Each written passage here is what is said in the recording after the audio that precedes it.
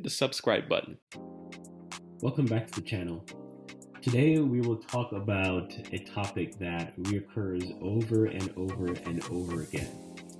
Why do athletes go broke? We see this over and over again where there is a massive sign-in, there is a salary that breaks all the records. Hundreds of millions of dollars being tossed to athletes. And I'm not saying that should not happen. But then, years later, what we see is that after these athletes retire, they're broke. A couple of years later, they're broke. Sometimes we fall into the trap to think that, how can you go broke when you're making hundreds of millions of dollars? But you gotta remember that a lot of these athletes, they're very young. They just never had the experiences to learn how to manage money. They just never learned how to set boundaries with family and friends of how to keep their money and grow their money. Why do athletes go broke? Athletes go broke due to their short careers. Think about it. Once an athlete signs a big contract, there's many different things that happens at that moment. For some, the mistake starts early. In anticipation of that signing of that contract, many will go out and buy, the new car, the new home, jewelry, whatever it is. Some of them, they may wait until after they sign the contract. Then they go and do all those things.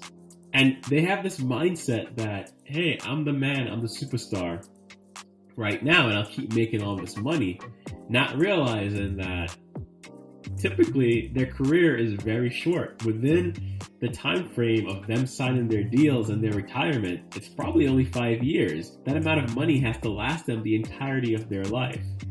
Usually because they have no additional transferable skills. Right, so let's think about it. Let's break it down by the different leagues that we have.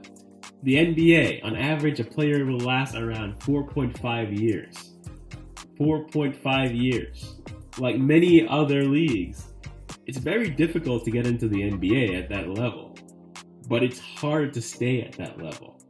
For the NFL, average career, 3.3 years. And if you look more into the positions, punters and kickers, 4.9 years. So that's 5 years. Quarterbacks last about 4.4 years. Cornerbacks last about 2.9 years. Receivers, about 2.8 years. And running backs, one of the most physical positions, 2.5 years. Not a lot of time with all that money. For the NHL, around 5 years. For Major League Baseball, those players last about 5.6 years, and soccer players last about 8 years. But on the scale, they tend to make maybe a little bit less than some of the other leagues, depending on where you are. When you have players in the different leagues retiring before they're 30, you can see why many of them go broke. For MLB, the average player, when they retire, the age is about 29 years old. 28 for NHL, 28 for NBA, and 27.6 for the NFL. So, again, if you have no other transferable skills, you lack financial discipline, very short career, you will have money problems. Another reason that athletes go broke is because their contracts are not necessarily guaranteed. For some leagues, their contracts are guaranteed, but it's not the case for all leagues. So when a player signs a contract for hundreds of millions of dollars, most of it may not be guaranteed. So for MLS, Major League Soccer, their contracts are guaranteed. For the NBA, MLB, and NHL, for the most part, their contracts are guaranteed. But for the NFL, no. Most of the players' contract is not guaranteed, and a lot of it is based on incentives. So this is very bad for NFL players. So think about it this way. They have the shortest career spans, and if you are running back, that's only 2.5 years. Your contract is not guaranteed. A lot of it is based on incentives. And because it's the NFL and it's a contact sport, you're highly likely to get injured. So you put that all together and you begin to realize for most players, if they're not financially savvy, it is highly likely that they will be broke. But also, you got to think about it another way. A lot of these players are young and they just don't know what they're doing with all that money. Think about it. If you received $100 million on your 18th birthday, in 10 years, would you have had more or less money? And I'm not talking about now when you're searching for financial advice or reading the different financial books or trying to make it to financial independence. I'm talking about when you were 18 years old.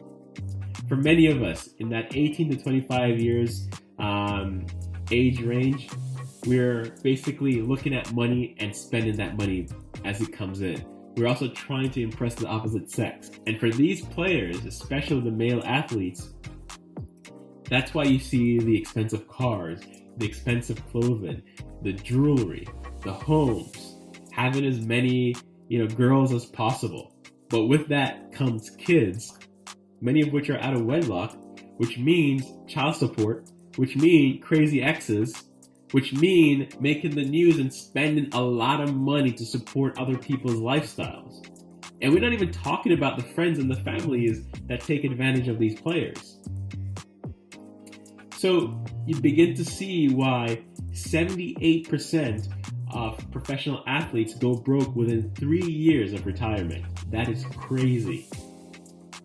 Most of them stand very little chance of building wealth in view of who they have around them. Because guess what? Everyone knows that they have money. And most people around them will be reaching in their pockets for money or asking them for money. Contribute to this investment. Can you buy me this? Can you buy me that? Most have little chance of making it without going broke. For most professional athletes, they just realize it too late. Right? They realize that their career will be short and that whatever money they have must last the rest of their life. If they realize that too late, they will go broke. So what can we learn? What we can learn from these athletes is that it's not the amount of money that you have, it's what you do with it. Do you make moves to make it grow? Or do you make moves to ensure that you lose that money? Or do you keep what you have? If you have no financial background, if you don't know how to manage your money, it is likely that you'll lose what you have, whether that is $10 or $10 million or $100 million. So as you move through your career or your many careers, learn to manage your money. Learn to grow your money. You should learn who to trust and set boundaries with family and friends, because if you don't do that, you're going to be right where they are. And if they're in a position where they're not financially independent or be able to make financial moves, you will be in that position because they'll take you right down with them. Essentially, be the CEO of your life. It is your money, so it's your responsibility to take care of it. It is your money, so it's your responsibility to take care of it. When you see professional athletes go broke years after retirement, just remember their circumstances and ensure that it's not yours. Because in the end, it doesn't matter how much money you have or they have. It's what you do with that amount of money. If you like this video, subscribe to the channel.